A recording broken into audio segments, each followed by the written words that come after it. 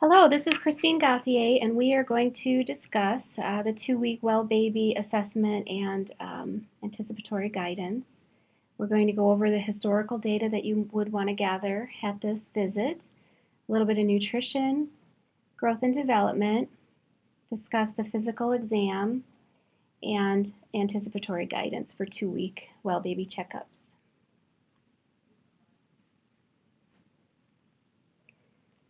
So historical data, I realize some of this may be repeat information from the newborn check, but it's important to ask some of these questions again, particularly if it may be the first time that you're seeing this particular infant, or if they were seen in a different clinic for a newborn check, or if the baby was in the hospital for a prolonged stay, like for example, if they were in the NICU. So it's still important things that you want to ask about.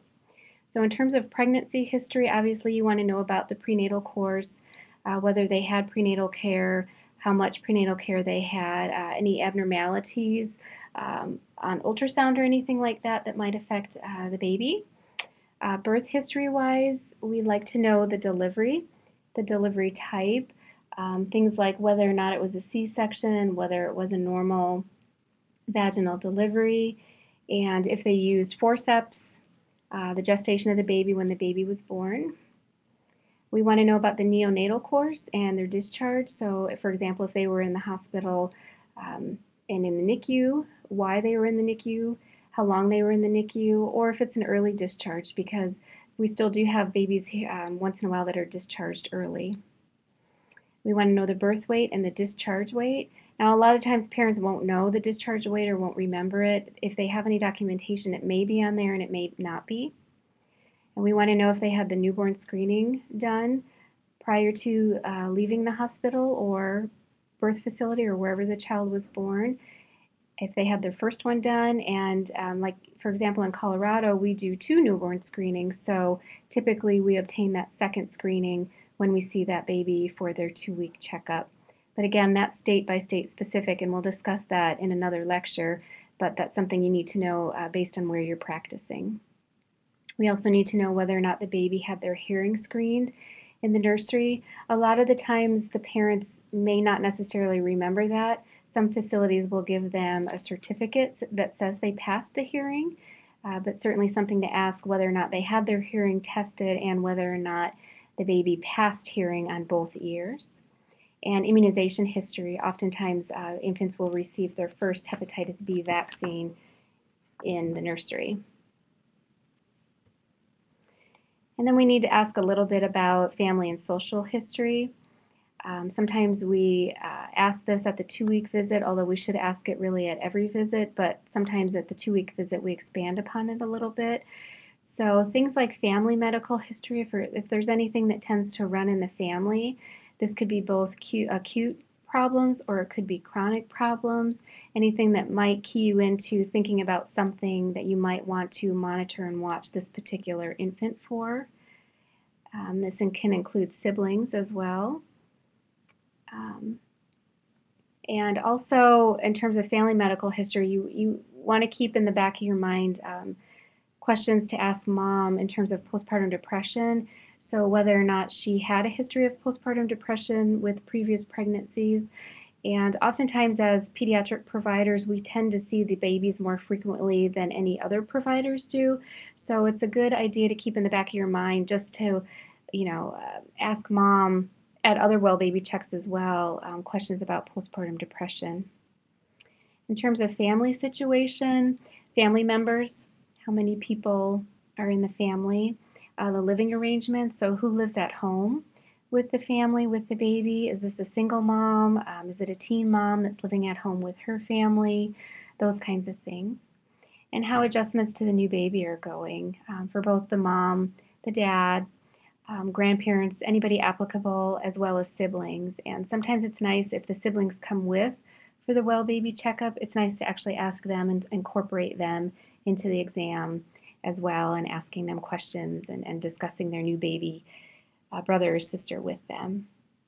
And it's also a good time to start thinking about work and childcare plans. So if mom is going to go back to work, if she's undecided about it, just to think about planning ahead in terms of who's going to watch the baby, if mom is planning to breastfeed, what her plan, how long she wants to breastfeed, whether or not she wants to continue breastfeeding when she's in the work setting, and what types of opportunities are there for her support-wise, and whether or not she might need any equipment like a breast pump or something like that. And then interval history that we want to take includes things that have happened since the baby was born and up to this appointment. So a feeding history, babies at 2 weeks old, feeding should be fairly well established whether they're breast or bottle. They should be feeding vigorously and frequently. Babies that aren't feeding very well or that are poor feeders might want to elicit a little bit more information and history about that.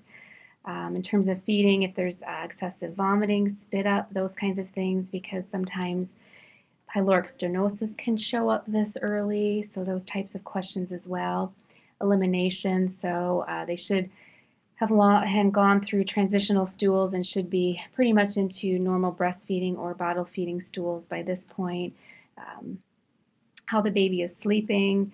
Sleep patterns are still not really well established at this point. Safety-wise, what types of things are they doing in terms of using car seats, where's the baby sleeping, those types of things. Growth and behavior, how is the baby acting. Development type questions, anything going on there that might be a concern. And then questions about illnesses, so whether or not there have been any fevers, and hopefully if there have been any fevers, they have contacted somebody or had the baby seen for it. But another thing along this road of illnesses is you also want to ask about any exposures. So we're certainly seeing more cases of pertussis out in communities, so that's a good question to ask whether mom had received a DTaP vaccine or not. You can ask about dad. You can also ask about grandparents and other siblings that might be around the baby. And certainly when we're in flu season and those types of things, whether or not there's been any exposures, and if the family members have been vaccinated against the flu, because at this point the baby is obviously too young to receive flu vaccine. We don't do that until they're 6 months old. But if everybody around the baby is vaccinated, then there's that cocooning effect for the baby. And then obviously we always want to ask the parents if there's anything going on there that they're worried or concerned about. Now, nutrition-wise, if mom is breastfeeding, it's typically well established at this point. If not well established, it's better established. Babies at this age will nurse about 8 to 12 times in 24 hours, and they need about 90 to 120 calories per kilogram per day. Typically, they'll nurse vigorously for the first 15 to 20 minutes, and they might go through their first growth spurt in the first few weeks of life. So that nursing 8 to 12 times a day, it may be a little bit more frequent at times. They may do some little cluster nursing, and that's normal. So you want to ask mom about her breast milk supply and whether or not she feels as she's filling up, are her breast emptying after the baby's fed, those types of things. And really that it's a supply and demand. So the more the baby nurses, the more mom makes. Now, one of the new recommendations that has come out as of recently is supplementing exclusively breastfed babies with vitamin D. And I included a reference down at the bottom of the page from the CDC that discusses that a little bit more. So currently the recommendations are supplementing with 400 IUs per day of vitamin D for all breastfed infants, and we really recommend starting that supplementation within the first 2 months of age. And you would continue that on as long as the baby is breastfed, and you can discontinue it if the baby changes to formula, to about 1,000 milliliters a day of formula, or you can discontinue it at a year old if they're weaned and they're on vitamin D milk. Now, at this point, there's absolutely no need for additional water. There's no need for additional solids. So we don't want to start cereals at this point. We don't want to give any juice. So really have to do some education there with some families and parents. And then a few things you might want to consider additionally are If breastfeeding isn't going well, or if it's not as established as we would like it to be at this point, consider a lactation consultant, and knowing what your local resources are in terms of lactation support for breastfeeding moms is always a good thing to know. Babies that are formula fed need a commercially prepared iron fortified formula. There is no reason to start a baby on low iron formulas at all. They have the same caloric requirements, obviously, as a breastfed baby, and they should feed vigorously as well and should finish the majority of the feeding within the first 20 minutes. We do approximately 3 to 5 ounces per feeding, and maybe about 5 to 6 feedings in 24 hours. And again, this is going to depend on the baby and any growth spurts that they're going through. Might want to review preparation, storing, and cleaning with parents in terms of what type of water to use, how to prepare the formula, those types of things. Make sure that they're preparing it appropriately. And just a reminder that we don't heat formula, so room temperature is fine. Do not put it in the microwave. You'll end up with hot spots. It could burn the baby. And also don't put it in boiling water. You don't need to heat it up.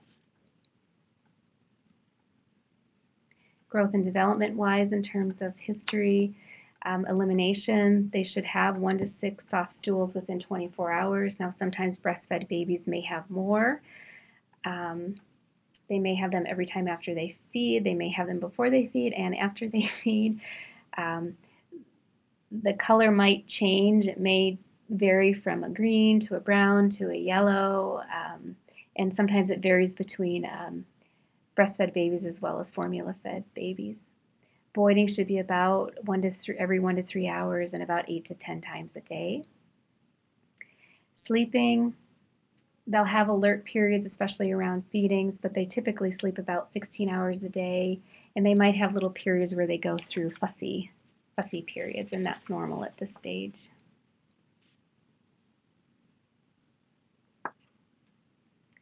Now, growth and development wise, growth-wise, they should regain birth weight by 2 weeks.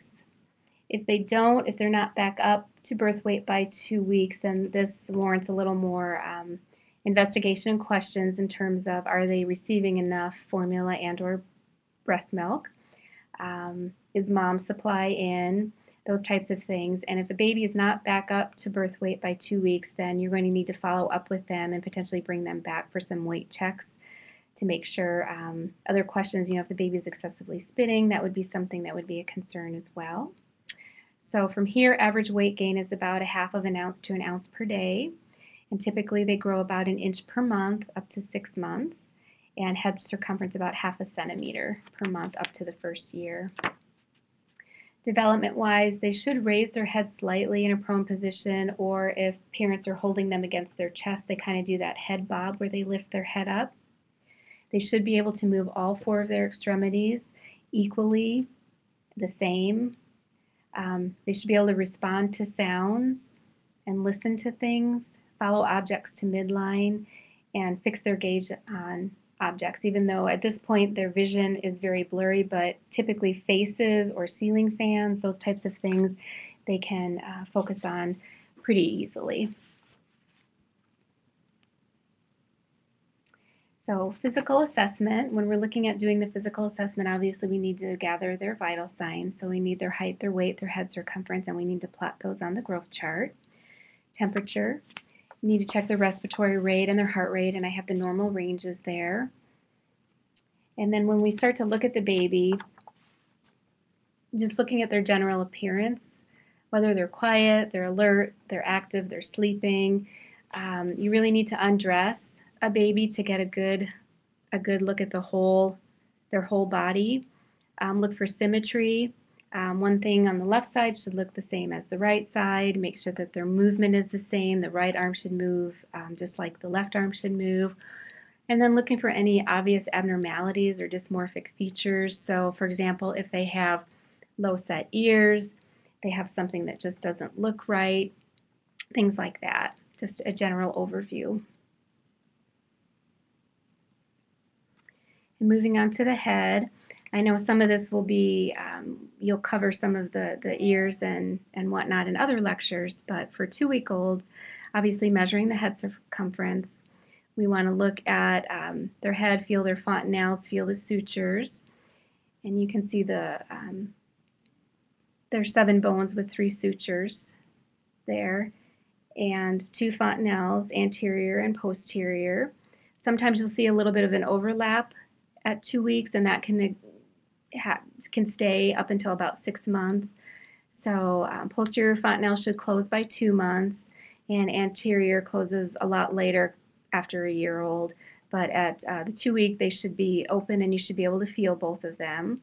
Depending on the type of delivery or the extent of the delivery, there may still be some molding or caput or cephalohematoma. Now, a caput will cross the suture lines, and the cephalohematoma won't cross the suture lines. So, and those should be resolving somewhere around 2 weeks, if not sometimes a little bit after, depending on the type of delivery it was and what happened during the delivery. So eyes, like I mentioned before, newborn infants have pretty poor vision, so they're very hyperoptic. So they don't typically have voluntary control of their eyes until they're a little bit older. So you might have parents that ask about, oh, they're crossing their eyes, or they look cross-eyed at times, or they sort of have a little bit of nystagmus where it looks like they twitch a little bit, and those types of things are normal. And as their vision gets better, their eyes will not do that as much. Now, nystagmus is not normal if it persists past this point. And then the other thing we really want to be cognizant of checking for are the red reflexes. So to do a good red reflex exam, you really need to turn the lights off in the room so that you can get a good look. And there's a picture on the slide here of a baby, and you can clearly see that one of the eyes has an abnormal red reflex. So if there's any concern that you see anything, we're primarily looking for retinoblastomas or tumors in the back of the eye, but it could be congenital cataracts or other things that you might see too. If there's anything that you're suspicious about, then this would warrant a referral for further evaluation. One thing that you might commonly see at the 2-week checkup is dacrostenosis, or a black tear duct. So you can see on the picture here the little tear duct that connects the eye to the nose, and you'll get a little bit of a blockage in there. So essentially the tears won't drain through the nose like normal, and they'll back up into the eye. So you'll get a baby that has a constantly watery eye, and they'll have drainage. And it can be in one eye or it could be in both eyes. Now sometimes they'll end up with a little bit of an infection in there. You might end up with something that looks more like a pink eye. And in a 2-week-old, if they have a very crusty, goopy eye with a lot of yellow greenish discharge, you always want to think in the back of your mind about chlamydia. So you may want to consider culturing that eye, because if it is chlamydia, then we need to treat them with PO antibiotics, because there is a risk for chlamydial pneumonia. Other things, sometimes babies will get foreign bodies in their eyes, and if you have a really fussy baby, that's one thing that you want to think about. So you always want to look for that if there's any suspicion that that's going on. But in terms of treating dacrostenosis, typically it's just an upward and inward gentle massage over that duct, over one or both of the eyes, depending on what's effective. And sometimes you can do a warm compress if they get really crusty eyes and they can't open their eyelids. And the majority of these will resolve on their own. If they don't resolve and the baby's getting closer to 9 months and it's still there and it's a year, then you need to refer them on to ophtho, because oftentimes what they'll do is that won't open up on its own, so they actually have to go in and probe it to open it up. So when we get to the ears, we want to look for any abnormalities on the outside of the ear. So we're looking for pits, we're looking for tags, we're looking for alignment. So again, if you're thinking things like Down syndrome, some of the other syndromes, the ear alignment will be off. They might be low set. They might have abnormalities with the outer ear. Inner ear, obviously, we want to examine the tympanic membrane. And with the nose, we want to observe for symmetry, patency, flaring, any other things that look like any obvious abnormalities. Flaring in a newborn might indicate cardiovascular problems, respiratory problems, so not a normal finding at all on a 2-week-old. With the throat and the neck, we want to look for fistula, symmetry.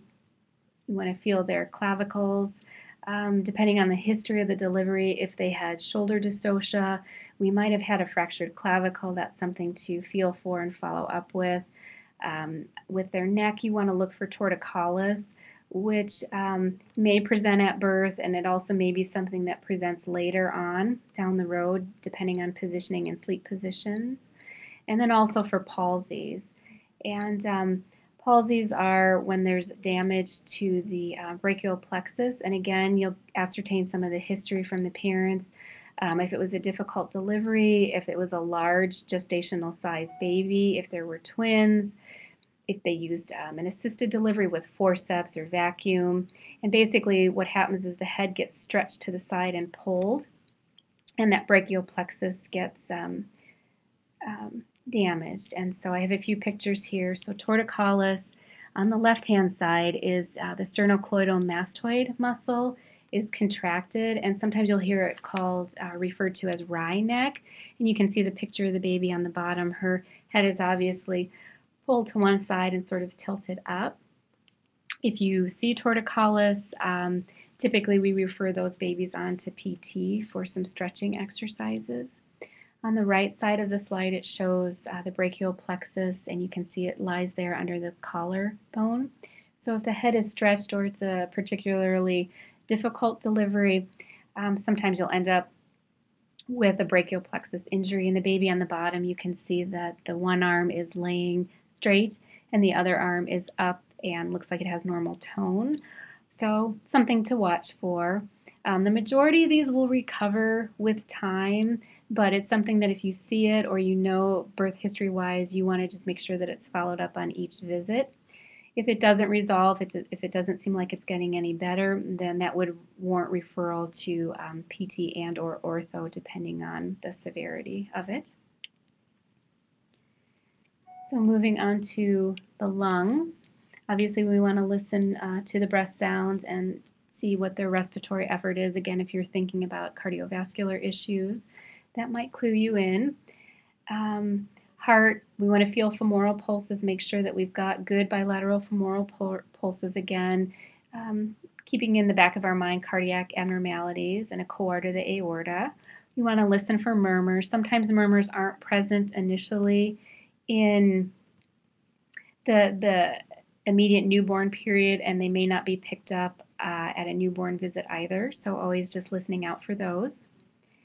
And then sometimes if you have a baby who is quiet and content, before you pick on them, if you will, and look in their ears and those kinds of things, it's often easiest to take advantage of a quiet baby and do this part of the assessment first. Listen to their heart, listen to their lungs. It's very difficult to listen to a baby's heart and get a good exam in if they're upset and crying because you've picked on them in other ways. Moving on down, we want to feel their belly. Sometimes you can feel the tip of the liver below the rib border. Sometimes you can't. Baby bellies sort of look like a little Buddha belly, and that's normal. We want it to be soft, non-tender.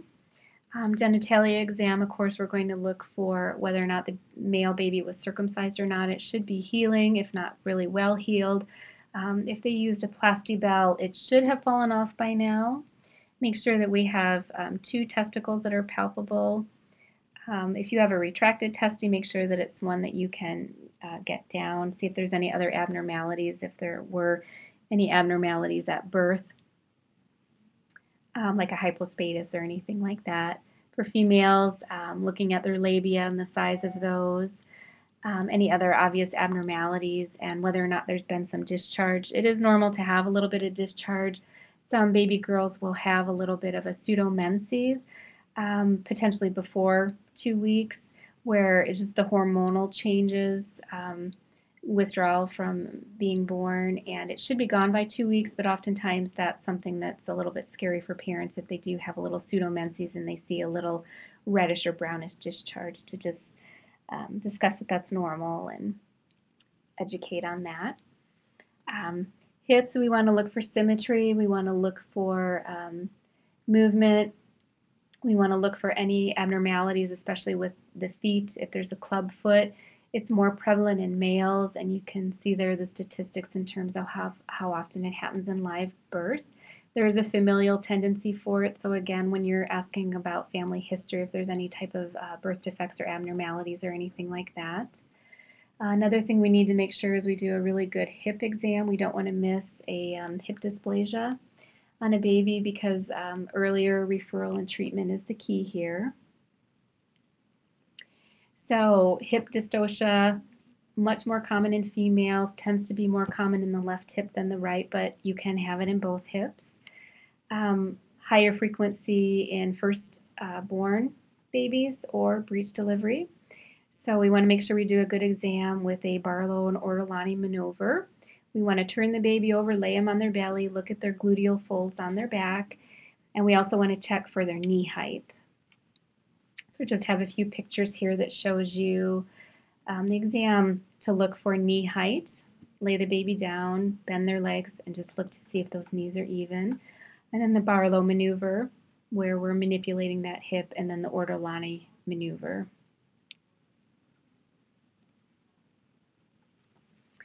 And then when we turn the baby over, look at the back, look at the spine, make sure it's straight. We want to look down at the bottom.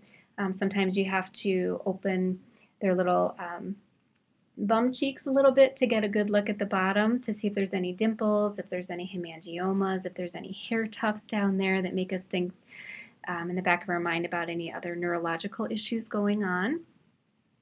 Also, when you roll the baby over, you can see if they are lifting up their head a little bit too. Skin-wise, we want to make sure that we're looking for skin color, any rashes. Newborns are notorious, especially at the 2-week visit, for having some rashes like newborn acne. They may have erythema toxicum, different types of things. So certainly an opportunity for education there as well. Oftentimes they'll have dry skin, and that whole layer is going to peel off anyway. Jaundice should be resolved by now, unless they were particularly had an issue with hyperbilirubinemia. It should be fairly well resolved. If not, it should be minimal at this point. And if you remember, jaundice starts and it moves from the head to the toe. When it goes away, it moves from the toe to the head, so the face will be the last thing that might have a little bit of jaundice left. Check out their belly button and look for whether the cord is still attached or not. The majority of cords should have fallen off by now. If not, you need to take a look at that and see what it looks like. If it's hanging on by a thread, you might want to go ahead and remove it. And see if there's any drainage or any granulomas. On the picture on the slide, there is a picture of a granuloma, and it's typically a pink sort of weepy lesion almost, and we usually just use a little bit of silver nitrate on that to help dry it up. Neuro exam, we want to make sure we're looking at muscle tone, movement, symmetry, those types of things. Like I said before, if the right arm moves one way, the left arm should move. Things should be equal from side to side.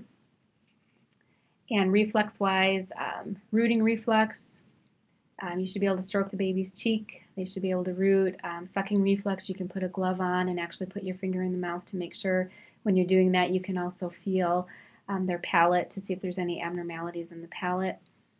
The grasp and the Moro reflex are pretty easy to elicit as well. So moving on to anticipatory guidance, we want to discuss breastfeeding and formula feeding. If they're breastfeeding, again, how long they're planning on breastfeeding, if they are thinking about going back to work, if they're thinking about switching to formula, and discussing that a little bit as well. Stressing the importance of no honey before a year old. We worry about botulism with honey. And at this point, the baby needs nothing else except breast milk or formula. So no solids, no extra water, no rice cereal in the bottles, those types of things. discuss elimination, what's normal in terms of stooling, what to expect in the next 6 weeks, because usually babies won't come back until the 2-month checkup. So discussing what to expect within the next several weeks. Sleeping, you might want to discuss co-sleeping. Co-sleeping is one of those issues that we don't really recommend co-sleeping. We really recommend that the baby sleeps by themselves in a bed, but sometimes there are cultural implications. So again, knowing your patient population to discuss that. Like I said, we do recommend the back to sleep position. So babies sleep on their back. And we recommend that they're in a bed that doesn't have a fluffy comforter. They don't have a lot of stuffed animals around their head, those types of things.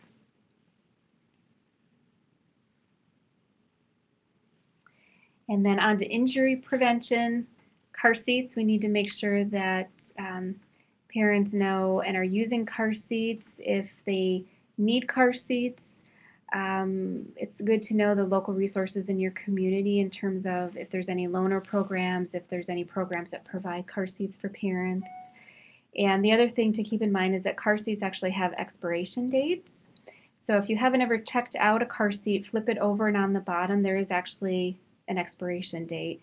So we don't typically recommend that you buy secondhand car seats. Now certainly if somebody has had another child and they know that that car seat has not been involved in an accident or compromised in any way, then and it hasn't expired, then they may be able to use that car seat. But they do actually have an expiration date because the plastic and other materials do break down over time. And if you're interested, there are actually some videos on YouTube that show you how car seats can shatter in crash tests.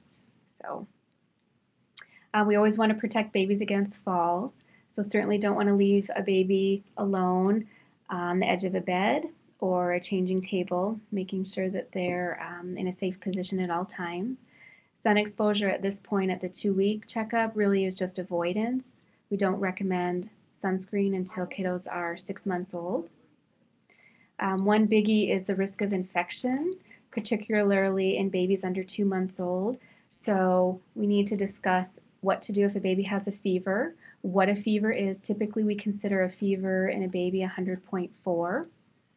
So if the baby has a fever, who can they call? When can they call? Whether it's 2 o'clock in the afternoon or 2 o'clock in the morning, what your office procedure is, and getting that baby in to be seen in the office or the ER or whatever your particular practice protocols are.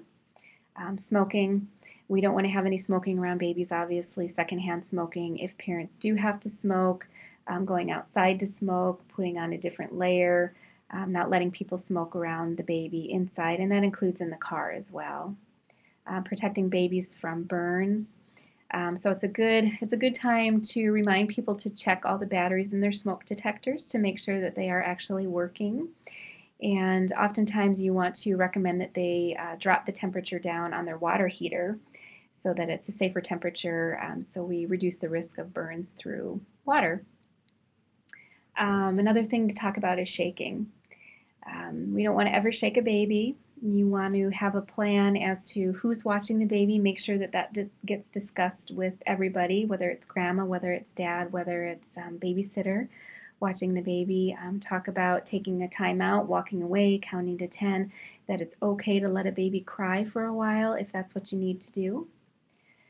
Special areas of concern with the baby are things like their skin, how to take care of their skin, the umbilical cord. Most of them should have fallen off at this point. If not, continuing to put alcohol on it and watching it if it doesn't fall off to let you know. Circumcision care, they should be healing fairly well by now. Watching that, watching for adhesions and things like that. And then again, looking forward as to what mom's plans are in terms of daycare and selecting a daycare, thinking about that, and then breastfeeding and whether or not they're going to continue breastfeeding and or if they're going to go back to work at some point. Now, I've also included the American Academy of Pediatrics paper on vitamin D and the recommendations, so that's a great resource if you want to check that out for more information about vitamin D supplementation. Thanks so much.